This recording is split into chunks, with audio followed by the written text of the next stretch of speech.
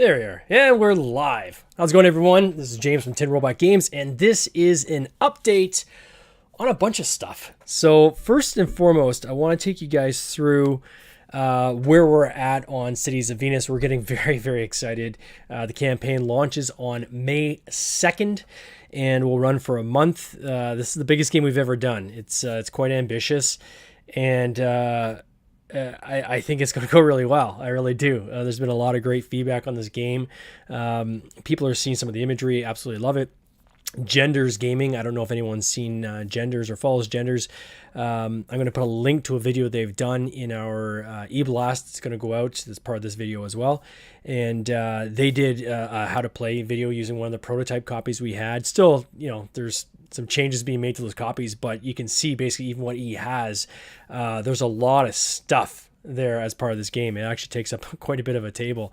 So very, very excited. So I thought I would take this opportunity very quickly, I'm trying to make this go too long, give you guys an update as to what we've been doing. So the last update, and again, if you just follow our YouTube channel, any of our previous e-blasts, you can see kind of the progress of kind of what we've done with each of these updates.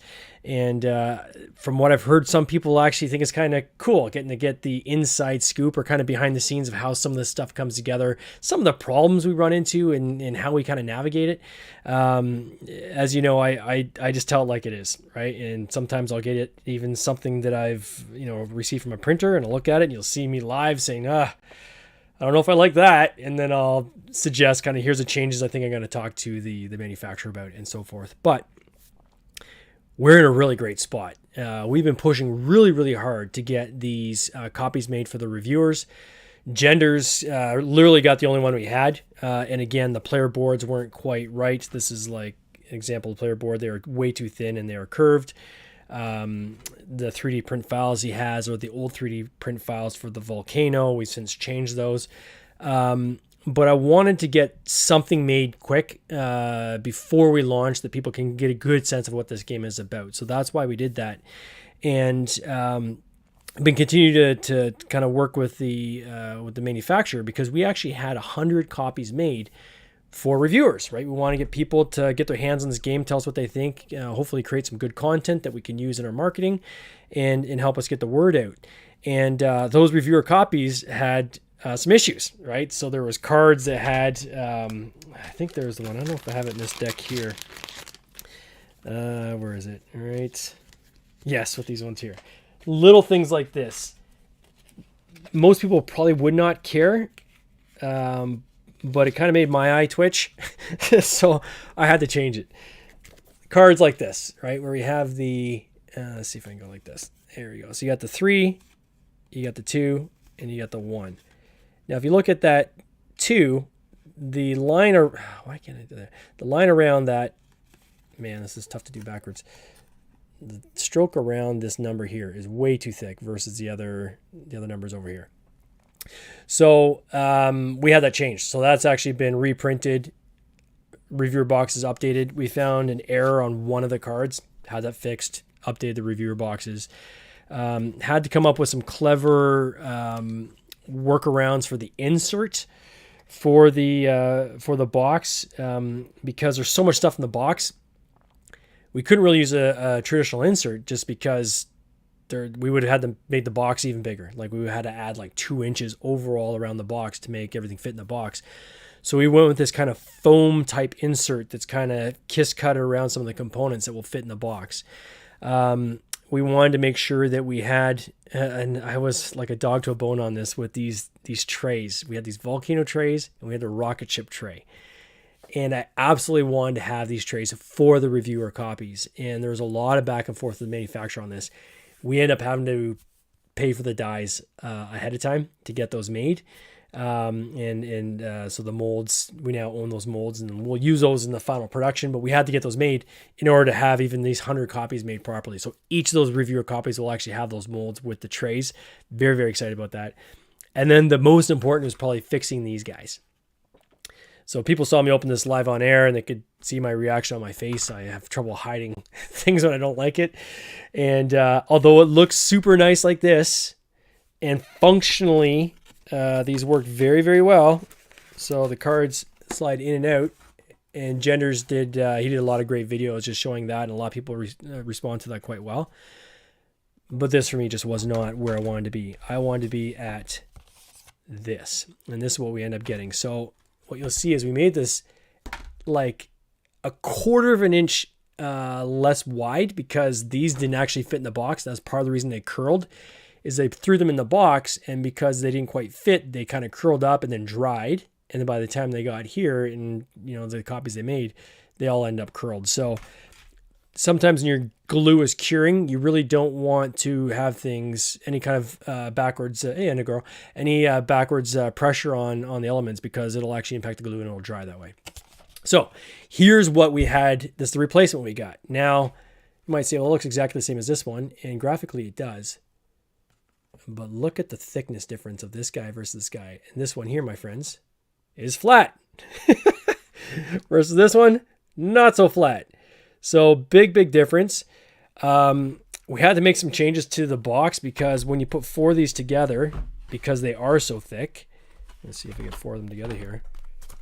Like, that's a lot of corrugate, right? Like, they're crazy thick. One could argue too thick, but I think they're awesome. What we may do when we get to final production, these are good for the reviewers. I think the reviewers will be happy with them. There's still some tweaks I want to do. Like if you look at, as the light bounced off it, see that kind of glare, how it's shiny? That's great, but I think it would present better either A, if it was like a matte, they call it like a matte lamb, where it's kind of got like a soft kind of touch to it, so it doesn't bounce the light into your eyes if there's light reflecting on it. And then one of the print layers on the inside is, I'll use this one here. These little guys are here. This is like a thin piece, which doesn't need to be thick. But again, when they glued these, some of them I can see a little bit of warping in the actual pocket. Not a huge deal, but again, I think that's a function of making these by hand versus on a machine that's going to do large scale. And I think that we could probably go just a hair thinner on, there's a piece on the inside that acts as a spacer for when the cards go in. Maybe just a hair thinner on that. And one thing I consider is either matte or even a linen finish. Now, linen finish is a premium finish. For those of you who don't know what linen finish is, when you look at a card kind of sideways, sometimes on an angle, you can see it's almost got like a checkered kind of pattern to the varnish. That creates like little air pockets, which make it much easier for cards to shuffle and slide and just makes it much smoother to handle.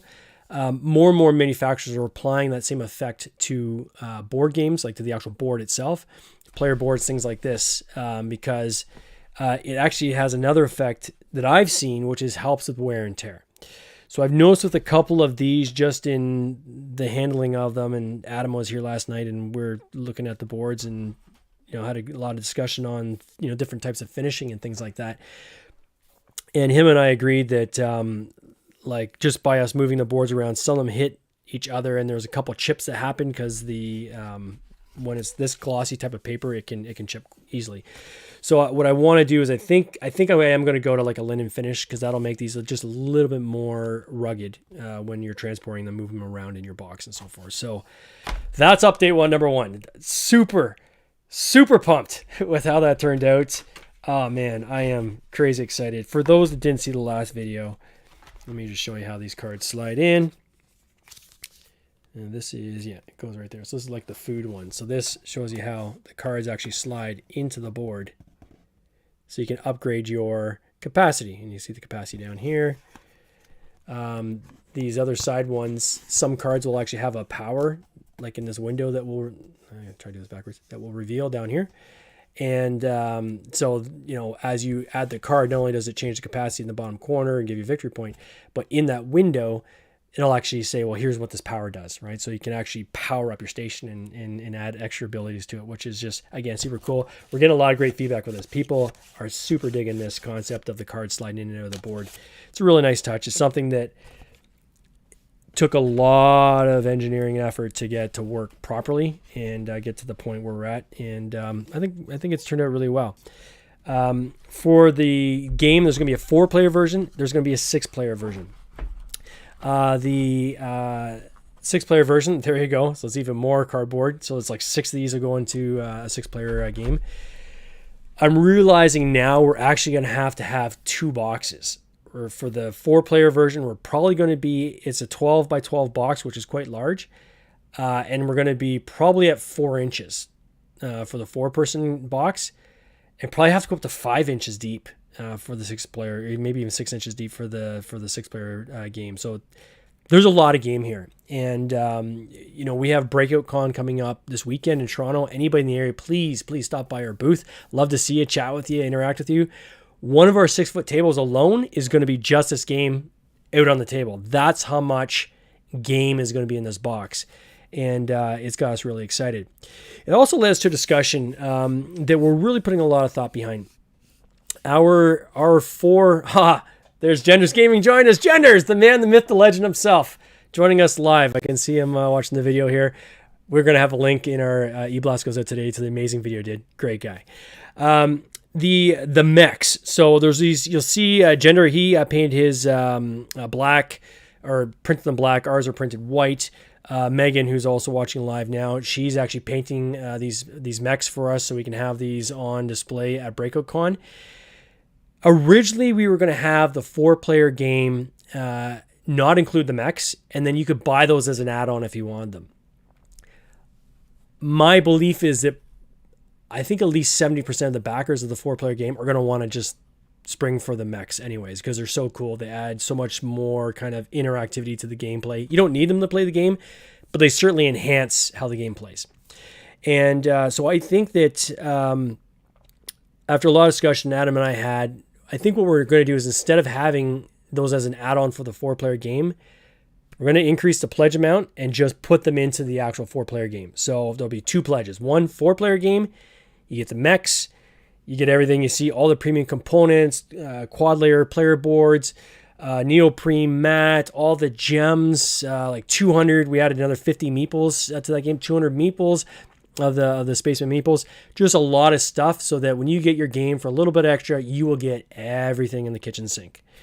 Second pledge level will be a 6-player game. So somebody wants all that, but they want to add 2 more players. They're going to get 2 more of the player boards, 2 more of the mini player boards, 2 more mechs, so 6 mechs in every game, 2 more dice, etc. And we're going to then add another, is it 60? No, 34 cards will get added. And in those 34 cards, that's going to give more phase cards. There's going to be unique powers, so upgrades, like innovation upgrades, will be unique to the 6-player game, so they'll only come in the 6-player game. Likewise, some of the events that happen will only be unique to the 6-player game. So that's where you're going to get 4-player, 6-player, make it very easy. And then for people looking for a low-end version of the game, that will be available, but that's what we're going to create for retailers. And that is going to be no frills. We're going to strip away everything. The player boards will be single layer, no neoprene mat, probably no trays. Really cut it down to get the price point down as low as possible for the retailers.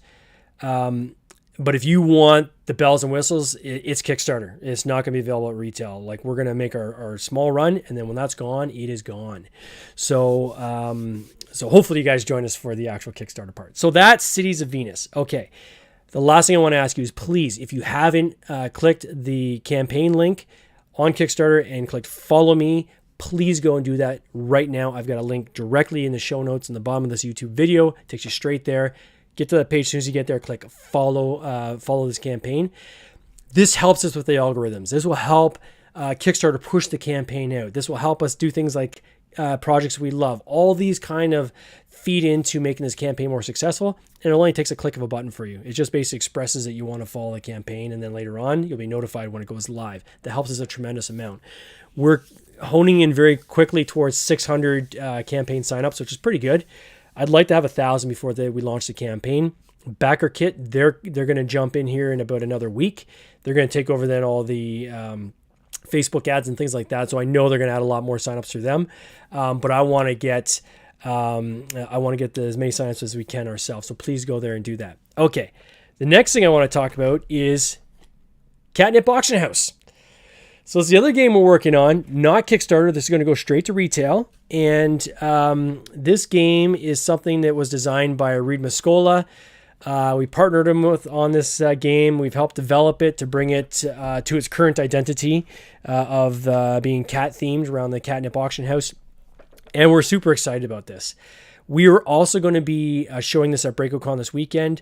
Reed is actually going to be there, so the designer himself is going to be there, and he's going to be actually playing this with people so people can try and play it. It plays 3 to 10 people.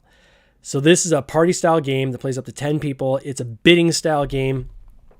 It's super awesome. It's this kind of 1920s Art Deco style auction house where the people who are bidding on auction items are cats. So each of you plays a cat, right? So this is Bandit. We've got, that's Bandit. This is Mr. Fluffy Pants. We have Chuckles. That's my favorite one, of course. Claudia. Cotton Candy. Jasper. Napoleon. That's the funny thing about Napoleon. And their little stories are on the inside of these player screens. So you flip over the player screen on their side, you see the cat story. Napoleon actually was Neapolitan was his name, but no one knows how to say Neapolitan right, and they always say Napoleon, so he had just adopted Napoleon. Cool thing about this, he plays different cats. There's Midnight. That's my daughter's favorite one. Ms. Purlington. And then, of course, Bandit, which is inspired by The Office. So those are your player screens. Each player has their player screen. They're hiding their catnip, which acts as your currency. This is one thing I want to show for people that have been following this game is we went from these are mock-ups from GameCrafter, but we were going to have originally we were hoping to do little wooden tokens with a catnip image on it. Because there's 80 for 10 players, we need 80 tokens in total. So 10 or 8 per player. It is way too much. It is going to drive the retail cost of this game up too high for a game like this. We want to keep this game down around, in US dollars, probably around 25 US dollars. And we couldn't get there. We just couldn't get there with having those. So instead, the catnip is going to be these little acrylic cubes. Will represent your catnip. What I like about that is you still get the sound when it hits the tray, and that's what we like. When you hand this bowl around the table, it'll be a yellow bowl. Every person's placing their bids in for the items. What are you bidding on, you might ask? Well, you're bidding on cool items like, let's see this one here, like a cardboard box. Or maybe you're going to bid on cat shampoo. Or maybe you're going to bid on grass. So all fun cat items. You got some sardines here. What do we got? Cat sweater, cat food. There's a laser pointer, toy mouse. That's my cute favorite image there. So you're bidding on these different items, and at any point you can drop out. So everyone has this little marker in front of them. This is another change we made. That is an idea that someone Reed had play tested with, came up with it, which is smart. So you got your claws out. You have your marker in front of you on the table, and you're bidding as you go along. It's either you're in or you're out. So you're either putting one catnip in, or you're saying, I'm going to pause, right? So pause, pun intended. I'm going to pause my bidding. If you decide that you don't want to bid, you get all the catnip that was put in that bowl up to that point. And then the next person starts again with a fresh empty bowl of placing their catnip in, keeps going on. And people keep dropping out, right? And the key is to try to figure out, when do I drop out so I can either A, get all the catnip, as much catnip as possible out of that bowl, or B, win the bid. And what the bids give you is if you be the last person standing on that particular bid, you get the item. Each item has a special power. So one might be steal a card from another player. It could be take catnip from another player. Could be deactivate somebody else's power so they can't use it. Each of these cards have unique powers. So if you win the auction, you get for that item, you get that item, you get the power with that item, plus you get the mice that are listed on top of the card. So on the top of the card, there's a mice value that's going to be listed. You take those. The person who is the second last to come out, they also get a certain amount of mice that's listed on the card. And the third last person to drop out of the auction is it gets one mouse as kind of a consolation prize. Everyone else gets nothing. They get the catnip that they had along the way. So the cool thing about this is when you pause, you flip your token over and it's colored on the other side. So much easier on the table. Originally, they were all orange. These were original tokens that we had from GameCrafter. And you just put them out and then you kind of had your pause on the table and you took your pause off the table when you were pausing. But people were forgetting to bring the pause back in and so forth. So to figure out who's in and out, we thought, again, one of the playtesters gave... read some great feedback that, hey, why don't you color code and have in and out on the actual token you have in front of the table. So that's one major change we've made. Another major change we made is, or we're going to test this weekend, is we have these, so you have a little auctioneer, so it's a little standee that goes around the table. So the person who wins the bid is now the auctioneer, and then the bidding starts with them and then goes around the table. In the rules of this game is every time you go to a new auction item, you switch the order. So you go from clockwise to counterclockwise, and you keep switching back and forth. And that keeps basically one person from constantly impacting the person to their right? Because you can get into a situation where one person is constantly being punished because the person beside them just keeps pausing, right? So you need to have it kind of back and forth to mix it and make it more balanced. But to keep track of that, we needed to, track who the auctioneer is. So they have the auctioneer standing in front of them. And then on there, we've got clockwise and counterclockwise, pun intended, obviously. And so just to show, people know, we're going to turn the standee around when the next person takes it. They know which way we're going. In case that gets too confusing, one thing we're probably going to test this weekend is an additional token, which lays flat on the table and literally has a dial on it, clockwise, counterclockwise. So the person just basically flips that over. And then no matter where you're handing on the table, it's not confusing as to, have I oriented it right? So going to test that at BreakoutCon this weekend. That's the last call we have to make, and then we're placing our order. And our order will go in probably in the next 2 weeks. So we're in March, 6 weeks of manufacture, end of April, and then 6 weeks to ship it here. We're on track for June. So we are looking to do pre-orders for June. We're going to create a link this week for on our Tin Robot Games store. So if you go onto our Shopify store, there'll be a link there that will allow you to pre-order. So you can pre-buy the game. We'll probably have like an early bird special where maybe we eat the shipping, both in Canada and the USA for anybody that wants to prepay before they arrive. That'll be an option there for people that want to support this early. But there's a lot of excitement around this too. People are pretty pumped about this game. There's a lot of cat lovers out there. You'd be surprised how many people love cats. I love cats too. I'm allergic, so I can't own them anymore, but absolutely love cats. And cat theme is just fun. So it's a real hoot. This game's light, easy to teach, great warm-up game for the night, great way to end the night. If you have non-gamers, gamers alike, it's very inclusive, bring everybody in. And because the player count goes up to 10, there's not a lot of games out there where you can pull everybody at the table and say, okay, let's merge a couple groups here and let's get one big communal group going. That's a little bit tougher to do with a lot of games. So this falls right in that genre, and that's probably why we're getting a lot of great response for it. So those are my two major updates. So Seas of Venus, please, after this video, go click on the campaign link that's on the show notes. Please give me a follow that campaign. And I'll send in the e-blast we do, I think we'll probably create a link where people can to go to pre-order if you want to pre-order, or at least pre-follow the CATNIP Auction House game. And for those of you in the Toronto area this weekend, please come by, stop by the booth, say hello. I want to put some faces and names, high five. Let's talk about some games, get some games on, and just chat. And it'd be great to meet as many of you as we can. Anyways, you guys, have a great one. You take care. Cheers. This has been an episode of the Board Game Binge podcast, hosted by James Staley, produced by James Staley and Mike Bruner, with original music by Nick Smith. If you would like to watch these interviews live, simply subscribe to our YouTube channel, Board Game Binge, and you'll get access to live interviews, giveaways, and interesting board game content from across the industry. I can't wait for you to join us. See you next time.